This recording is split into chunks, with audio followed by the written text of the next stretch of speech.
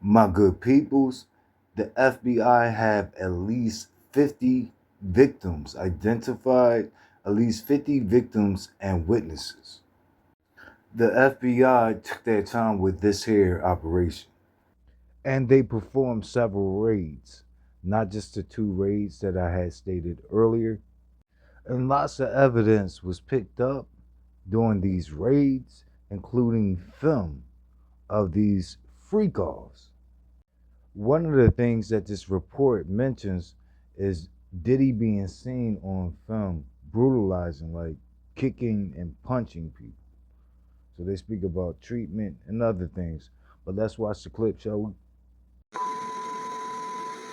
That a federal judge is now refusing to grant Sean Diddy Combs bail. Instead, he's going straight to jail tonight after Diddy pleaded not guilty to charges of sex trafficking and racketeering. Want to show you some of these brand new court sketches coming into us, like literally in the last 90 seconds. This is Combs in court after prosecutors arrested him at a hotel in Manhattan.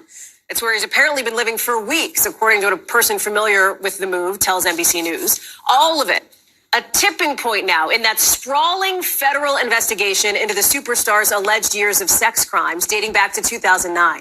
As we're just getting in some new and deeply disturbing details about the allegations against him and what looks like a massive criminal operation, allegedly. At least 50 victims and witnesses so far. And at the center of it, these hours and days-long sex acts known as, in their words, freak-offs that Combs supposedly orchestrated to abuse his victims. Combs allegedly planned and controlled the sex performances, which he called freak-offs, and he often electronically recorded them. Prosecutors say Combs punched and kicked his victims to try to keep them under control.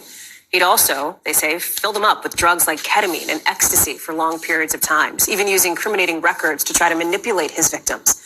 Prosecutors say they discovered this wide range of evidence against Combs in several raids. They found things, they say, like AR-15s, narcotics, more than 1,000 bottles of baby oil and lubricants.